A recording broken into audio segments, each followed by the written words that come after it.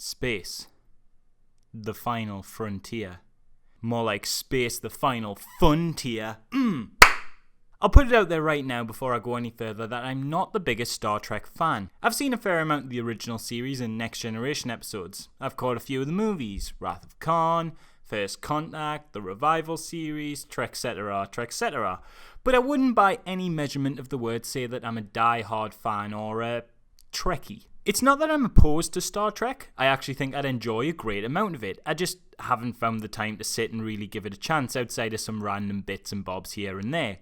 So bear in mind this is the perspective I'm coming from when I review this movie. I only say that because I loved, not even liked, but straight up loved Star Trek 2009. I thought it was great. However, when I voiced this opinion to a few of my friends who are really into Star Trek, they looked at me the same way my dad does, with utter contempt. So if we can all just acknowledge from the beginning that yes, I am an uncultured knuckle-dragging Philistine and deserve a fate worse than a red shirt, I'd like to just earnestly say that I thought the latest Star Trek movie was a bloody good fun afternoon. I know, I'm scum. But hey, I hated Into Darkness at least, right? I'm not saying the movie's perfect. But it has just enough heart, just enough enthusiasm, and just enough contagious energy to be an enjoyable flick overall. Taking the director's helm this time away from J.J. Abrams to give it to Justin Lin of Fast and the Furious fame was a controversial decision for a lot of fans, but honestly, as much as people knock the guy, he's actually a really good director. Even if they aren't your cup of tea, you have to admit with the Fast and the Furious series that the only reason they resonate with an audience isn't just because they're an inoffensive series of shooty bang vroom vroom movies for stupid people, but because they're actually pretty well crafted for the most part. If they weren't, and it was literally just the explosions and cars people were drawn to, then we'd have seen 7 of those Need for Speed movies too. But we didn't. Because Need for Speed sucked. So with that in mind, I was never worried that Lin was in charge of a big blockbuster movie because, outside of nerd culture, he'd already proven it to be a genre he excelled at. What did worry me though, like many others, was the initial trailer which painted the entire thing to be this massive, bombastic, almost dubstep-infused Call of Duty in space pile of shite. What surprised me the most, though, wasn't the fact that the advert was misleading and it wasn't quite that, but rather that the commercial was actually fairly honest. And in spite of this, the end product was still really enjoyable. Where 2009 was just a good bit of fun, and Into Darkness was just stupid, Justin Lin and writers Simon Pegg and Doug Jung found the perfect sitting point between the two and made something that was just a good bit of stupid fun. The film takes place after the end of Into Darkness, when Kirk and his crew journey into space for 5 years. 3 years into the mission and Kirk is thinking, yeah, can he board me, like? 5 years seemed like a good idea 3 years ago, but I'd rather be at home watching Gilmore Girls now, like. And the rest of the opening just focuses on him struggling to find meaning in life while his crew around him tackle personal issues. It's a surprisingly slow initial setup, but one that's very character-driven, and when the payoff of ridiculous explosions comes along, it makes them all the more satisfying, as even a complete newcomer to Star Trek with no idea of who is who could immediately get invested in these well-drawn-out characters and the interplaying relationships and rapport that occurs between them. Eventually, the crew gets a distress call, and going on to investigate it, they are attacked by Thrall, this big hefty alien bugger played by Idris Elba, who leaves them all crash landing in different sections of the planet below, and the crew have to spend the rest of the movie attempting to find one another so they can reunite and stop Throlly Boy's evil plans from eventually being unleashed on a nearby space station. It's a great driving force. The initial attack on the iconic Enterprise that causes the crew to crash land feels like a constant uphill struggle for all the heroes involved, and manages to be an attention-grabbing set piece with high stakes and action for a surprisingly prolonged period of time. And then, with the immediate following moment seeing the crew split up, it gives us time to explore the dynamics of crew members that maybe wouldn't get as much spotlight in prior movies.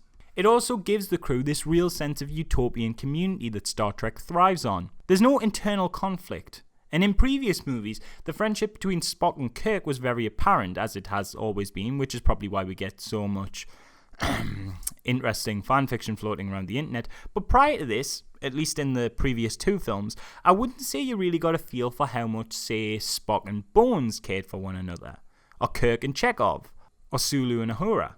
It's an excellent way to break up the traditional narrative pairings and explore this greater sense of friendship as a whole that should always be at the core of these characters. The back and forth quips between Bones and Spock prove to be a particular highlight here. It's unfortunate though that this depth does not extend to the villain. Thrall is portrayed perfectly well by War Idris, but although the performance is good, the character isn't. There's a good idea here in that he's essentially the antithesis of the Federation. He believes the unity that resonates within the very core of their basic ideology is a weakness, and there's something compelling to be explored there, but what it comes off as is, I'm a proper grumpy socks and I hate friendship. Unity is bad because friends are well shit. It's also kind of ironic that the dude spends the whole movie going, Unity's fucking shit, like some Unreal Engine elitist, when his biggest strength and the thing that lets him attack the Enterprise in the first place is the unity of thousands and thousands of ships attacking in unison. Bit of a mixed message there on that one, Thrally boy. They do try and flesh out what motivates Thrall and where these ideas come from a bit more towards the end, but it still kind of falls flat for me, with a lot of the reveal falling upon some heavy amounts of plot convenience, including one character stumbling on some very vital pieces of information that seemed a little more than contrived. One new character that does land brilliantly though is Jayla. Stranded on the planet as well, she finds herself helping the crew and is a great addition to the cast. She fits in nicely with the rest of the Enterprise and provides a good deal of comedy, personality and action to the whole production. She's a joy to watch on screen and certainly holds her own in scenes with the leading Chris Pine, and holy shit is it absolutely fantastic that despite her being a significant female present in a movie whose other lead is a male, there is absolutely zero tacked on romantic fucking subplot. They don't even so much as hint at it with her, and it's so refreshing because it's far too overdone, and in a film about silly popcorn space battles and Vulcan banter, anything forced like that would stick out like a sore thumb. In fact, the whole film's approach for being an over-the-top space action movie is surprisingly nuanced. Yeah, there's a lot of silly shit in it, but it's mostly silly shit that makes you smile, and when it's not being silly, it's capable of a fair amount of poignancy. I don't want to spoil too much, but how they handle the relationship between old Ambassador Spock, once portrayed in the previous movies by the late great Leonard Nimoy, and the younger new Spock portrayed by Zachary Quinto, made, at least in my eyes, for a very touching and subtle meta-tribute to Leonard's excellence. And I think it's this sort of thing that epitomizes why this film works. Because Star Trek Beyond is an action movie. It's a popcorn flick. It has a moment so eye-rollingly ridiculous you can't help but go along for the ride, involving a certain piece of classical music. You'll know what I mean when you see it. In this essence, it's all the things that Star Trek wasn't.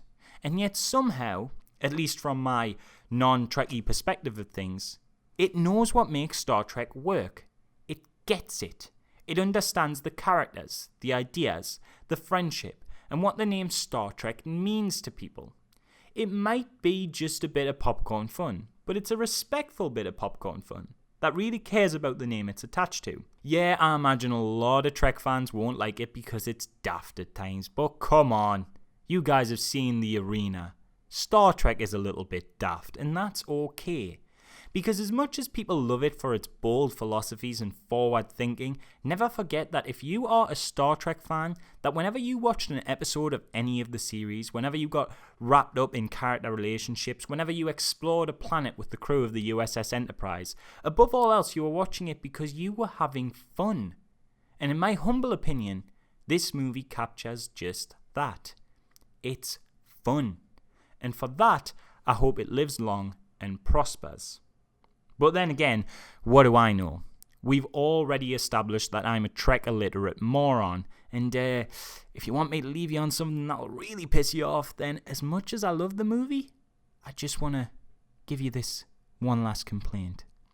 Shh, come closer. It's a secret. Listen.